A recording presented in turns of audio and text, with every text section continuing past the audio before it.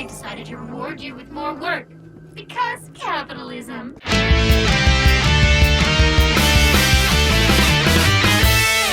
Everybody's thinking about me, but I feel alright. Everybody's out to get me, but I feel alright. Journey to the Savage Planet is a video game.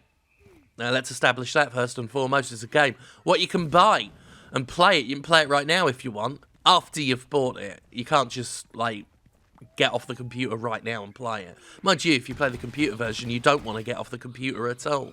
But the point is, it's not just in everyone's house. You've got to obtain access to the game first, and then you can play it. And if you're in the mood for a, pretty good game, Journey to the Savage Planet is pretty good. I've been enjoying it quite a bit. I really like the visual style. I love the music. There's this really chill banjo that plays during combat, but if you're in combat long enough, it really kicks up. But I've had that twangy, the main theme stuck in my head. It's just down, down, da, down, da, down. That's not right. That was the beginning of Sweet Home Alabama. I'm not going to do it. I got no musical ability. But anyway, the music's really good in the game, and the visuals are great. It reminds me a lot of No Man's Sky, actually, except with actual bespoke level design rather than randomly procedurally generated stuff. It's like No Man's Sky with level design. And I like that. The flora and fauna, the colours, the unique alien architecture of everything has that No Man's Sky feel to it. And similarly, this game is about exploration, except a more guided experience because the world is deliberately crafted rather than, just mashed up random bits. And the result is a game that has been compared to Metroid Prime in terms of actual gameplay and exploration, and I find it hard to fault that comparison. Now, I've never been a big Metroid fan. I've played Metroid Prime. Can't remember much about it. I remember running around shooting some things and scanning some things. And both of those things are in this game, so clearly this is a one-to-one replica of the first Metroid Prime game. But you can scan all the different animals and plants and structures and everything that's in the game, very much like Metroid Prime. There are upgrades, little orange things you can pick up and eat them. And there's crafting, which is about the only survival element that I've seen in the game. I've seen some people think it's a straight-up survival game, but there isn't, like, making sure you don't die of thirst or hunger or anything, at least on the default version of the game. But there are crafting components, things like carbon and silicon, which you can get from destroying enemies or mining little deposits. And they're used to craft the upgrades, because in a, fairly Metroid-y fashion, there are all sorts of areas in the map that are inaccessible to you until you craft upgrades like this, this little hook shot thing isn't there by default. So yeah, we're coming up on a boss. I'm terrible at it. I've truncated it because I took forever on it, way longer than I should. I've been playing it on PS4 because of course I have, because that's the kind of thing I do. And I found that without aim assist on, which isn't on by default on the console version, I was having a hard time aiming. And normally I'm okay, but there was just something about this. Shouldn't have stood there and eaten that. But I didn't think to turn aim assist on until after I got all the footage. The game's got a cute sense of humour. At first I didn't think I'd like it because a lot of the humour comes from a sarcastic AI character, and I'm kind of over that character archetype, Snarky AI. It's been so done. But the voice acting for the AI in this is really quite good. It's very breezy and cheerful, even when it's being really quite sarcastic. I don't know, it's just, there's something kind of adorably endearing about the AI in this game, as she comments on, things that you scan and various obstacles you've got to overcome.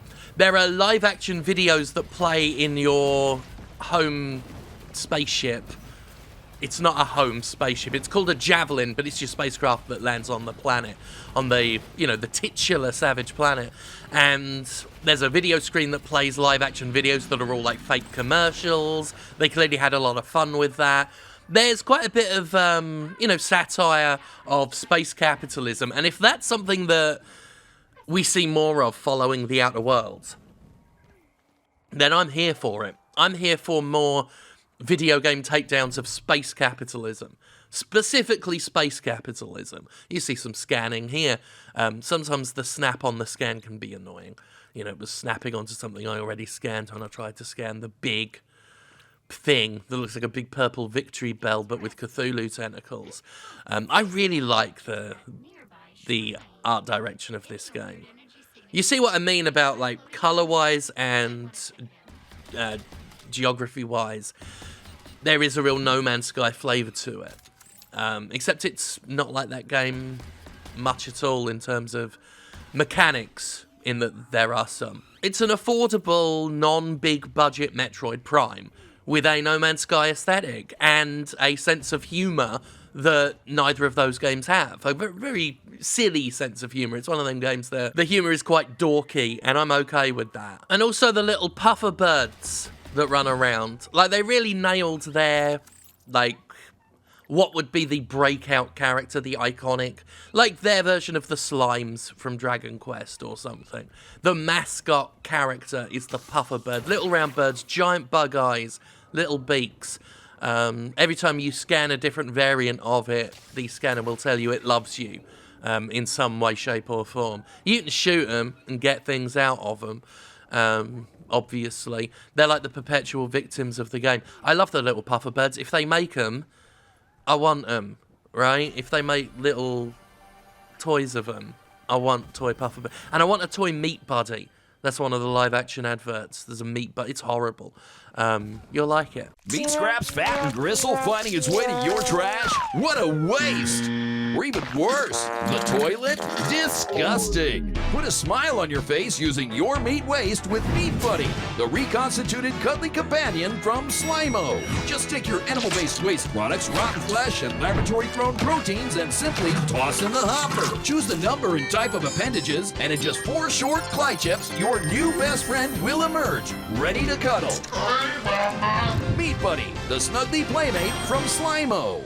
And you ought to like the game. I mean, if you're looking at this video and you've thought, oh, that tickles my fancy, it's well put together, I think you'll like it. Navigation can be a little bit annoying sometimes, like if you're not into the idea of shooting absolutely everything. Sometimes the clutter on the screen, like the little birds bouncing around and stuff, can get annoying. As I've said, like trying to scan can sometimes be a pain in the ass. At times, this can be one of those games where you find a secret off to the side and it takes quite a bit of effort to get to, and then you hit a point where you need some upgrade you don't have yet, so you feel like you wasted your time getting there. It's like the game could stand to warn you a bit sooner, so you don't waste so much time, that you're going down a dead end that you can come back to later with the right equipment. But otherwise, I found this game really, really enjoyable. It's not something I would, say, oh, you've got to rush out and play it. But it really is if you like the look of it, I really don't think you'll have a bad time with it. At the least, you will just have a little chill explore. And that's good. And it's got a real nice atmosphere to it. The music really informs that almost laid-back vibe. Even during more hectic combat moments when the music really sort of kicks in and starts to get a bit of a beat, and there are, bigger boss monsters or just more dangerous fauna than you've been fighting up to that point. There's still just this sense of taking it at your own pace. If you die, it's not a major deal. You'll drop the resources you were carrying where you died, but you can go back and pick them up. They even emphasize that when you die, they will reclone your body. You can actually find your dead body, your previously dead body, and you've got an option to bury it in shame, which I found quite amusing. But it's a game that's laid back. It wants you to have fun with it. It's having fun itself. And, I mean, who could argue with fun? I mean, the fun police, but they've been caught in a racism scandal, so I don't think they're going to get involved, So that's your journey to the Savage Planet. I think it's good. Yeah. Put that on the box. I think it's good. Yeah. Thumbs up.